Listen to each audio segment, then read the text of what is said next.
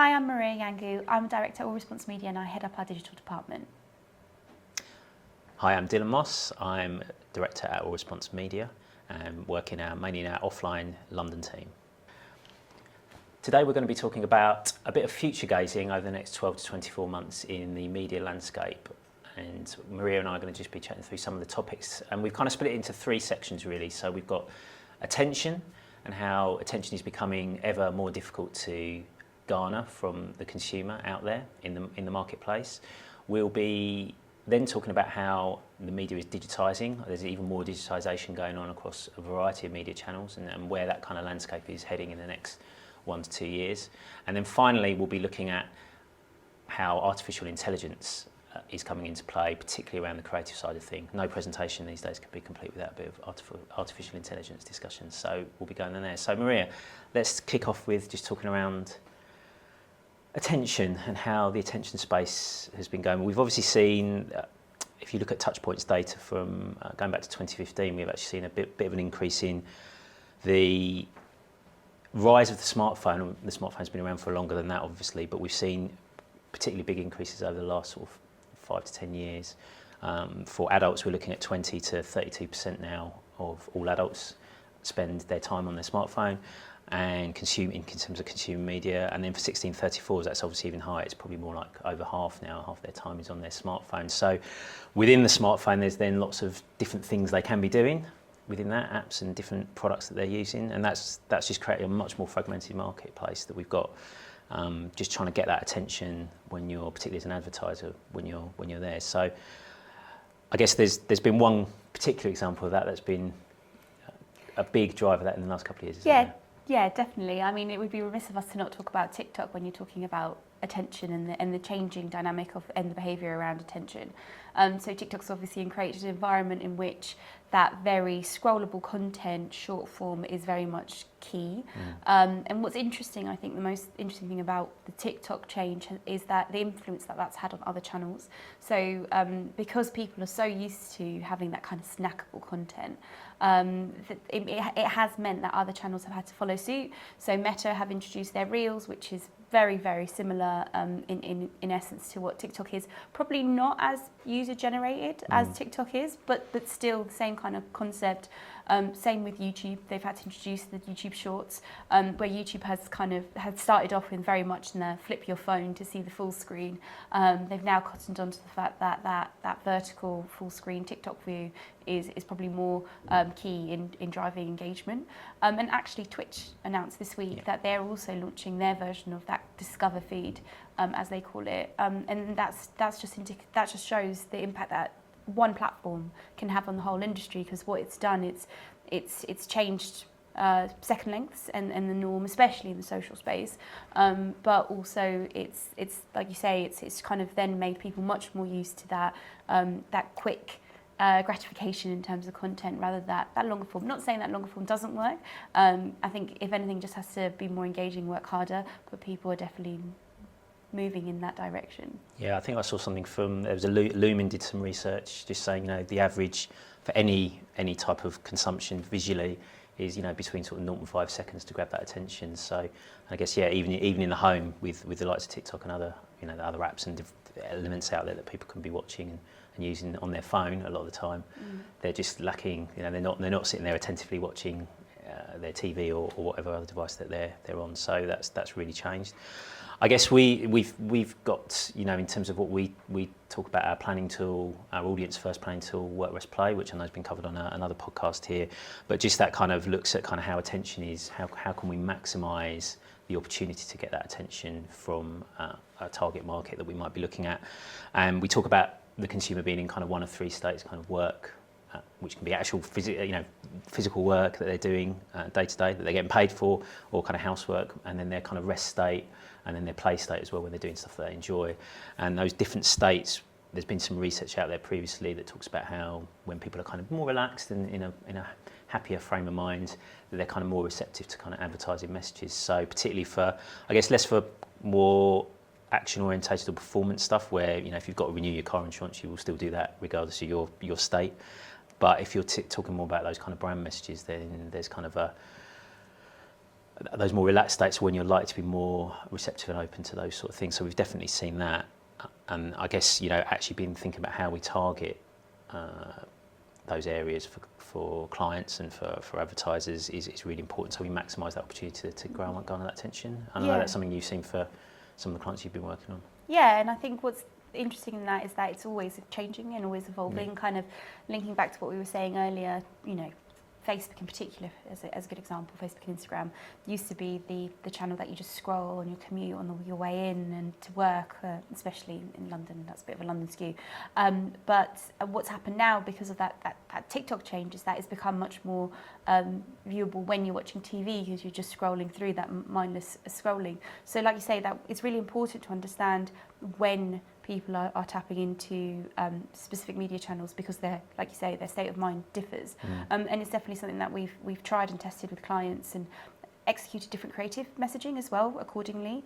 So if we know that they're in that productive state, in the work state, giving them something that's probably a bit more either escapism or something that's more productive in nature in terms of messaging is really important to create cut through versus when they're in rest mode and therefore much more open to be honest, probably longer form as well, because they're in a more relaxed state of mind and have that less kind of urgency of time. So it just illustrates how creative messaging is also really closely linked to that media behaviour. And I suppose, do you see that theme really continuing in the next, like continuing down that path in terms of, particularly I guess with the digital media owners and partners that you're working with, do you see that difficulty in getting attention and demanding that is going to just continue? Yeah, of course. There's, as you said previously, with some of the touch points research and that we use in our agency, what we've seen is that if you compare media consumption 10 years ago to media consumption now, back then you could run a TV campaign and target and hit 85%, if not more, of your target audience from one TV campaign. You can't necessarily do that now. You can still hit a huge number, but what you need to do is have lots of different media channels to add that incremental gain.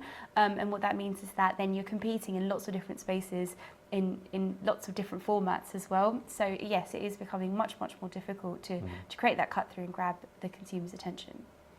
Challenging times, which I suppose brings us on then to the kind of the proliferation or the increasing digitisation of media that we're seeing in the marketplace. So if we think about, particularly with, I guess, the TV marketplace at the moment, one of the biggest changes we've seen, and chatting to some of the major broadcasters in the last few weeks and months, there's been a lot of talk around the use and increasing of TV over IP, as in TV over the internet, rather than the old-fashioned way. So actually now, if you look at, you've got the Sky have obviously launched Sky Glass in the last year and a half, and they've also got their other, they send you a little box now as well if you don't want the Sky Glass TV, but increasingly they're looking to deliver their TV services over the internet rather than the old-fashioned way of satellite dishes. You've got the traditional broadcasters, BBC, ITV, Channel 4, etc., are launching Freely, which is again being able to actually get effectively free view over the internet without a need for a TV aerial in your house. So again, opening up a whole new way of delivering and receiving TV as the consumer. And I think that again is going to change the landscape of how the actual TV to your home is being physically delivered, and therefore with that increasing digitisation becomes much more opportunities to kind of deliver much more different ways of advertising and targeted advertising and all those sort of things, because it'll be much more specific in terms of how they can do that. And I think that's increasing. I think at the moment Sky, there's about 1.5 million homes in the UK with TV over IP, and the forecast is that that's likely to double by the end of this year, actually. So it's going to gather pace quickly. And I know, just talking to Sky in particular, I mean, one of the major areas that they're seeing the growth in is obviously those homes that have previously been able to get Sky TV because of the satellite dish. So if you're in a block of flats or other type of apartments, you can't get necessarily a satellite dish on your side of your building. So that kind of move towards just being able to have it over the internet is going to not only it's just going to increase their audience effectively that they're going to be able to drive. So I think that's going to be an interesting change in the TV landscape. Addition to that, I think they're talking also about delivering content over much more contextually, which again obviously has been something in the digital space that's been happening for a long time. But with that digitisation of how TV is being delivered, it's going to mean that you can actually really start to deliver much more contextual advertising. So based on what you're watching, what the content is, they'll be able to deliver ads, you know, around that. So if it's a travel program, for example, and there's talking about something specific, you can deliver an ad that's literally tailored to whatever that's been talked about in that program. How do you see that? How do you see that moving forward? Yeah, so it's like you say, you've got your broadcast VOD, so your ITVX, your Channel 4, your Sky, who's evolved from broadcast linear TV. So the way that you buy and the way that you trade is inherited from the TV landscape. So it's traditionally, you know, measured by BUB, or like you say, it's much more of an audience buy, and those are kind of broad sub-demos, versus your subscription VOD, so your Netflix, your Disney Plus, your Amazon Primes, as well as obviously the connected TV, which has obviously grown from more digital programmatic channels. So the targeting is different in the fact that it's that history in terms of how it's developed. So, you know, you're talking about much more, like you say, contextual targeting. The audience targeting is a bit more granular than that. You can probably drill down more into like interests and life stages and things like that. But like you say, like what we're seeing is moves to try and come together, and there be a bit more consistency in the market, because at the moment it's quite difficult to differentiate success from one channel to the other, because they're just measured differently, they're looked at differently, they're bought differently. But we expect this, like you say, not just from a delivery point of view, but also from a measurement point of view to come together. We're not there yet, but I expect us to get there quite soon. The market is moving very, very quickly, but there's still challenges in this market. I mean, you know, we've had a look at that trajectory of that subscription VOD market, and I know you have some thoughts on where you think that's heading and where it is currently. But we know that it's still challenging space as because it's so new. It's still an emerging media. Yeah, definitely. I'll come back to that in a second. I think because the other area, I think, just with the Sky element, is we've seen, you know, historically, even as the sort of rise of BVOD started on the big screen with the major broadcasters, and to a more or lesser extent with Sky have had their AdSmart product, which can deliver much more targeted advertising to homes. But I think you still had very much the way it was kind of designed initially was in the old kind of TV world of how you bought TV against certain demographic audiences and certain sub-demos, where it was, again, historically digital, you can literally buy anything you want and break it down. So I think that change with TV, with it now moving over the internet delivery, I think will change the flexibility, and longer term, I think we'll see that kind of move much more towards kind of mirroring the kind of digital landscape, or the traditional digital landscape, if you like, to be much more tailored in terms of what you can deliver potentially through through kind of, you know, whether it's linear TV itself or obviously increasingly the BVOD platforms as they continue to grow. And we've certainly seen, I think from our side, when we've been doing, you know, VOD campaigns with the major broadcasters, I think it's just important to say, you know, just because you can target doesn't always mean that that will be better. Often the more targeted you go, as with any media, you'll pay more for the privilege of targeting highly. And we don't always see that necessarily back out in terms of whatever metric your campaign metric you're judging performance on.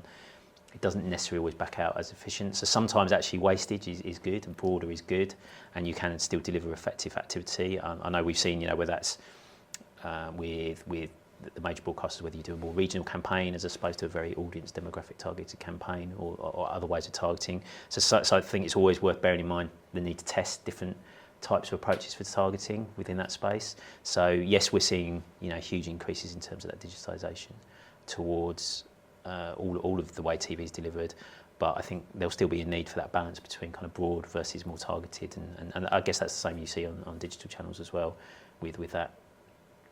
Yes, definitely. Targeting doesn't necessarily always mean better. Like you say, sometimes that efficiency gain that you get from going broader means that, you probably will have more wastage, but it offsets by the fact that you're getting 10 times cheaper cost per thousands. So it's definitely finding that balance between, like you say, efficiency and targeted.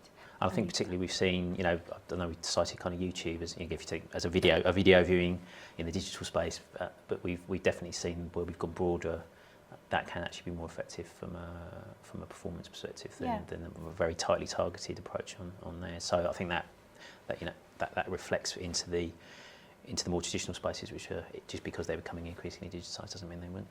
You asked about SVOD though, and so I think there's been a huge rise in the last 6-7 years in the SVOD market with all the major players. You've got Netflix, you've got the likes of Disney Plus, Amazon Prime Video, all sorts of different opportunities to deliver on that, and it seems increasingly more and more platforms coming around all the time.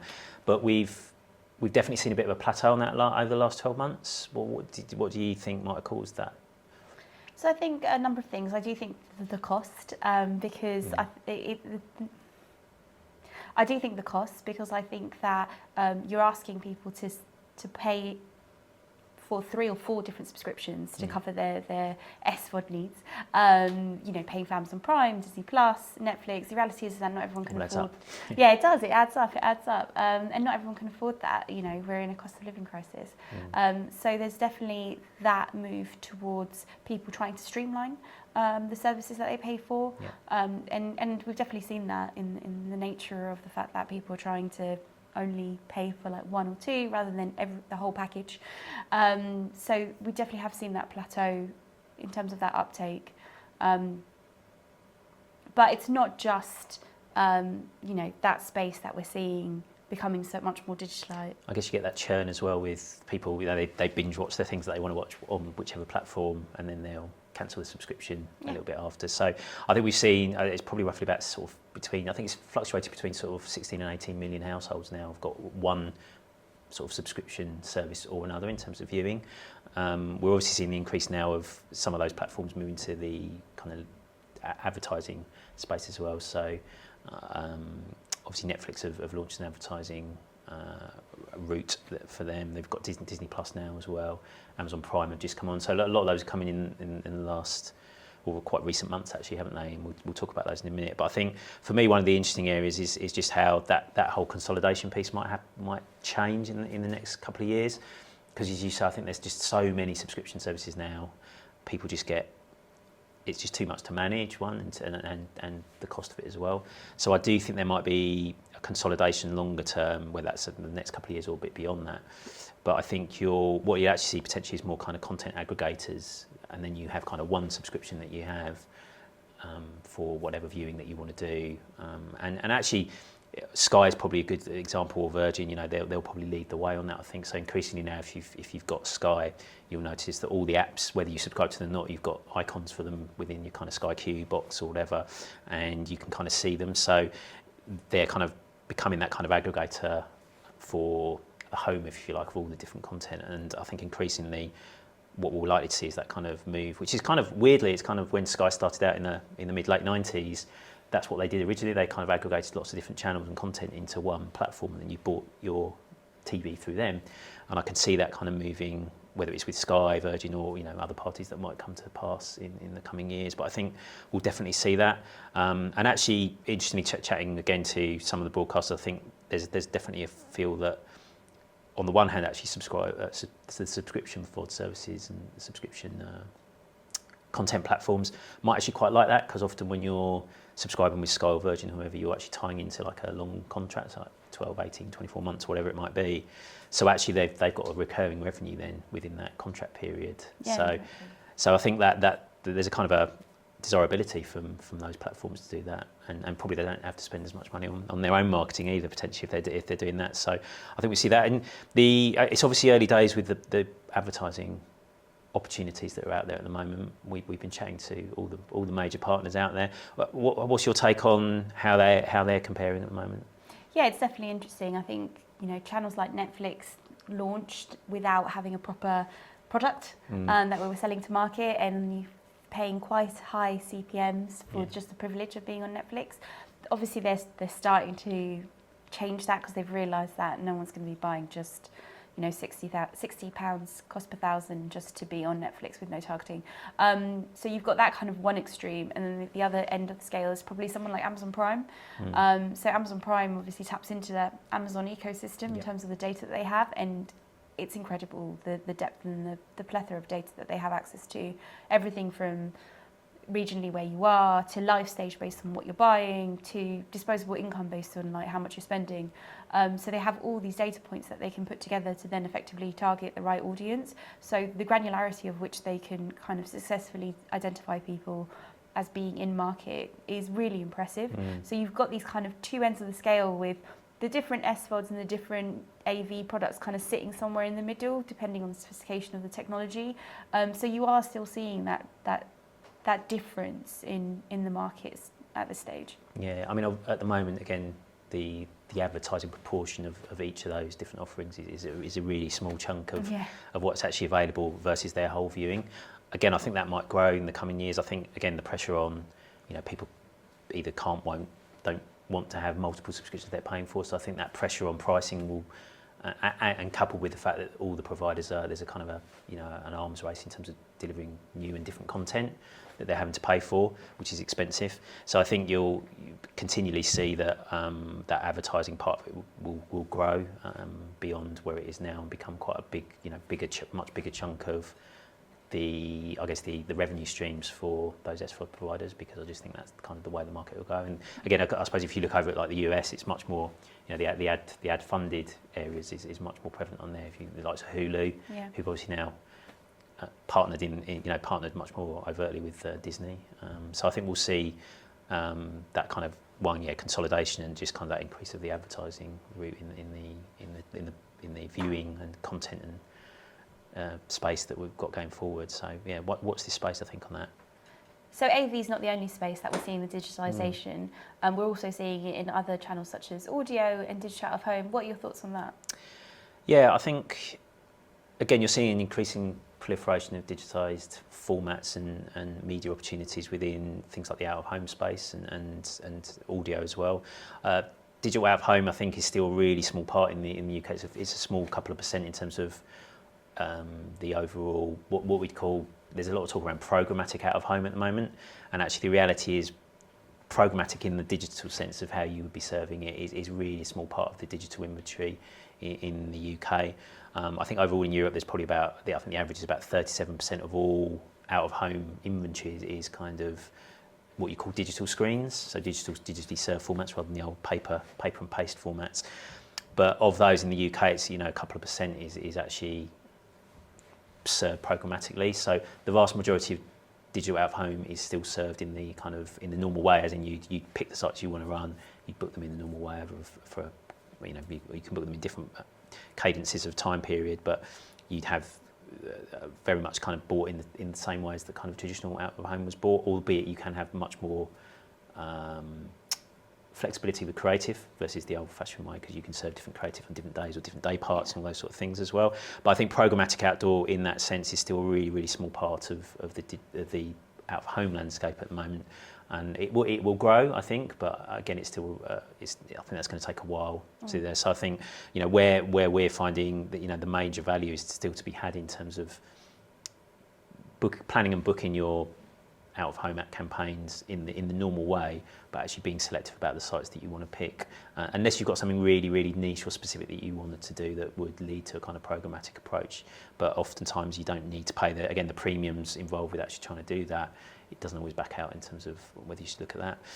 I guess from an audio space, I think the biggest, again, going back since probably last 6-7 years, you've seen a massive growth in the, if you like, connected audio. So now people are listening on whatever the device is, whether it's their phone, other laptop, computer, whatever it might be. They're listening to kind of connected audio through, served again over the internet effectively, and that's gone from 40-odd% in 2017 to about 60-odd% now of all adults in a week are listening. So again, there's a much more big proliferation of how you can serve advertising, again contextually within that audio space, or different types of content, be much more tailored and specific with the way you're delivering ads. And again, I think that's going to only continue to grow as those different formats and opportunities and routes come together. So I think that's you've got a lot of digitisation of all the different media channels there. We've only touched on some of them today, but I think where that leads, I suppose, in terms of the AI thought is creatively, you know, Yeah. with more digitalisation, there's potentially to serve much more dynamic creative and different creatives for different audiences, different times of day, different days a week, different other reasons. So what's your take on kind of the AI route? I love From a this creative, topic, yeah. and I think it would be remiss of us to not talk about AI if we're talking about future gazing, as you said. So as you say, AI we think is going to exist in lots of different forms, and we already see it in Google and Meta's algorithm solutions, in which they're asking us to just plug everything into one campaign and let the algorithm do its thing, and the AI will know, and the AI will find the right audience. I think because you and I were looking on Meta the other day at something, weren't we? And it's, you know, if you're just trying to size an audience, they almost Meta try and funnel you down the Advantage Plus route, which is their kind of algorithmic. Just let the machine do the heavy lifting for you. But it's quite hard. They make it increasingly hard to navigate, to do stuff manually. Exactly. And just find data and information. Exactly, and ironically, as we were saying before, we've been talking about this for years. Go broad, allow for wastage because it's cheaper. Meta and Google have only just cottoned on in the last couple of years. So yeah, as we've seen, but it's not just the bidding space and the algorithm space in which we're seeing that AI technology. It is very much the creative space that we think the most interesting developments are going to be. Google and Meta already have their products in which they're going to be generating creative through AI, and what that means is that you'll be able to upload your assets as a brand, whether it's product, whether it's your logo, your font, and then you can plug it into the system, and then we'll be able to produce lots of different versions of that creative through generative AI, whether it's different backgrounds, different colours, and just really play around with it. And what we're expecting to see is this separation of approach, depending on if you're taking a brand approach or you're taking a performance approach. Branding, we expect to kind of stay very much high level storytelling, high quality, big screen side of things, whereas the performance side, we expect to see that real dynamic creative and lots of iterations and lots of variations to try and let the machine kind of understand like what is really working. And it is a super interesting space because we do think that creative is going to become one of the biggest levers in which can drive performance, especially in those digital channels. Yeah, and I think the challenge for advertisers out there is just going to be, how you manage that need for more different creative variations and all those sort of things, and obviously making sure you're maximising the production budget that you've got and not just wasting money on stuff that you end up not using or not needing. So I guess there may be ways that kind of more AI driven, you might have a concept and overall creative themes that you're using, but then those variations can be done kind of more, using kind of AI or other tools that kind of make it quicker and easier to get stuff out into the marketplace. Yeah, I mean, creative agencies talk about the fact that up to 80% of content and assets that they create for brands don't get used. Yeah. Because they come up with a big idea and then they create lots of variations and it's not always utilised. So in a world in which you can just create formats on the fly, like you say, from a cost perspective and production perspective, it's a game changer. Yeah, absolutely. So I think that will probably bleed. That'll increasingly bleed into the more traditional channel spaces. I mean, there's some complications in terms of the regulatory frameworks for particularly broadcast and audio and those sort of things, where there's a lot more rigour on through Clearcast approvals or whatever it is. So I think that will limit maybe some of that variations that you can have, but I think you'll increasingly see that there's a opportunity to be a bit more varied, and rather than having like one TV ad, you can potentially have slightly different variations of TV ads that go out there. And I guess it's not just advertising. I mean, we're seeing it in the content space as well. With I think there was a Hits Radio recently did Fleury's to, I think she's gone off on maternity leave now, but they did her show on Hits Radio with her two co-presenters. She was presenting as an AI version of herself, so she wasn't actually there.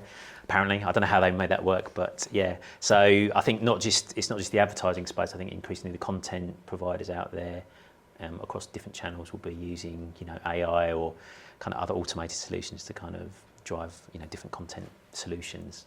Exactly, and I think that's what's the interesting thing is loads of people are worried about how AI is going to replace a lot of the media industry and take over. But the reality is that I really think, the reality is I actually think it will empower it and make it better and make it more interesting and really kind of propel us forward into more interesting technology.